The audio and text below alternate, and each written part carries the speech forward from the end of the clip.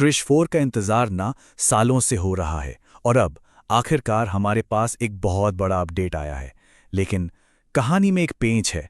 एक खबर तो ऐसी है जो फैंस को खुशी से उछाल देगी, पर दूसरी खबर ऐसी भी है जो इस पूरे प्रोजेक्ट पर एक बड़ा सवालिया निशान लगा सकती है।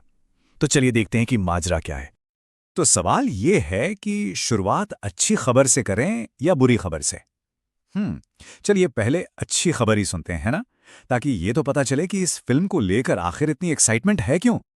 तो पहली और शायद सबसे बड़ी गुड न्यूज़ ये है कि प्रियंका चोपड़ा, जो अब एक ग्लोबल स्टार हैं, वो बॉलीवुड में अपनी वापसी कर सकती हैं, और वो भी क्रिश 4 के साथ। देखिए, जब से ये फिल्म अनाउंस हुई है ना, फैंस ने तो साफ साफ कह दिया था, अगर फिल्म में प्रियंका नहीं तो क्रिश बनाने का कोई फायदा नहीं। और ऐसा लग रहा है कि मेकर्स ने ये बात सुन ली है। अब आते हैं उन 5 बड़ी पक्की खबरों पर जो सिर्फ अफवाहें नहीं हैं, बल्कि इस बात का सबूत है कि क्रिश 4 को किस लेवल पर बनाने की तैयारी चल रही है। यही वो अपडेट्स हैं जो इस फिल्म का गेम बदलने वाली हैं। तो ये हैं वो 5 बड़े पिलर्स जिन पर क्रिश 4 की पूरी कहानी टिकी है। सबसे पहले, डायरेक्टर की कुर्सी पर एक ऐसा नाम है जो सबको चौंका देगा। फिर प्रोड्यूसर भी फाइनल हो चुका है। कहानी में एक जबरदस्त डबल रोल का ट्विस्ट है, साथ ही पुराने चेहरों की वापसी भी होगी। और सबसे आखिर में, एक ऐसा किरदार लौट रहा है जिसके बिना क्रिश की कहानी ही अधूरी है। पहला अपडेट ही सबसे बड़ा शॉक है। इस बार डायरेक्टर की कुर्सी पर कोई और नहीं बल्कि खुद ऋतिक रोशन बैठने वाले हैं। जी हां, वो पहली बार डायरेक्शन में कदम रख रहे हैं। मतलब फिल्म का पूरा कंट्रोल, पूरा विजन उनके हाथ में होगा। और इस विजन को सपोर्ट करने के लिए यारएफ प्रोड्यूसर के तौर पर फाइनल हो चुका है। टीम तो तैयार है, पर कहानी में क्या नया है? और अब आता है कहानी का सबसे मजेदार ट्विस्ट। इस फिल्म में एक नहीं बल्कि दो ऋतिक रोशन होंगे। पहली बार क्रिश का हीरो भी ऋतिक होगा और उसका सबसे बड़ा दुश्मन यानी विलेन वो भी ऋतिक ही होगा। जरा सोचिए, जब हीरो और विलेन एक ही चेहरा हो तो ये लड़ाई कितनी पर्सनल और जबरदस्त होगी। अब भाई, इतनी बड़ी लड़ाई को पर्दे पर दिखाने के लिए वीएफएक्स भी तो वर्ल्ड क्लास चाहिए, है ना?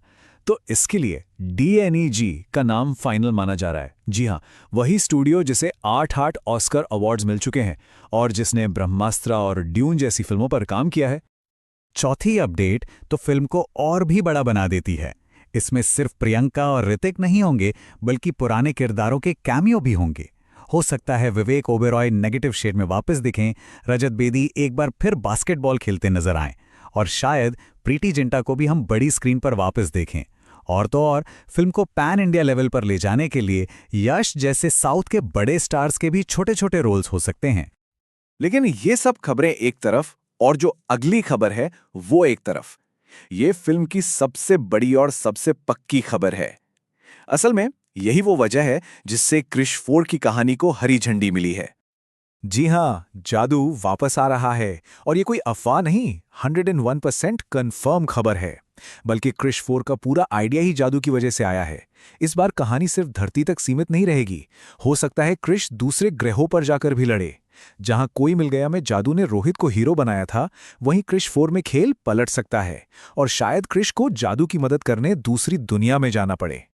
ये सब सुनकर तो लग रहा है ना कि बस इंडिया की अपनी DC मार्वल लेवल की फिल्म आने वाली है।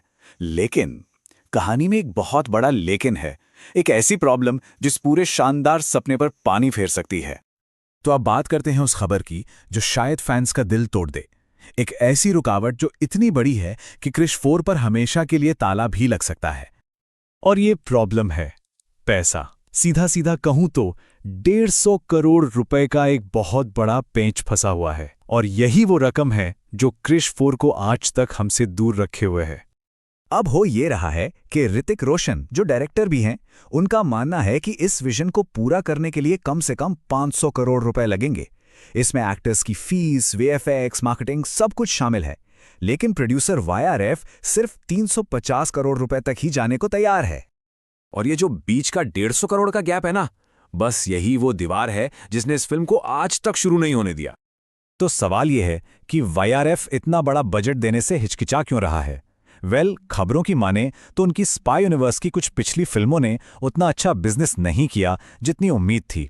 तो शायद इसीलिए वो क्रिश 4 पर 500 करोड़ का इतना बड़ा दाम लगाने से थोड़ा कतरा रहे हैं।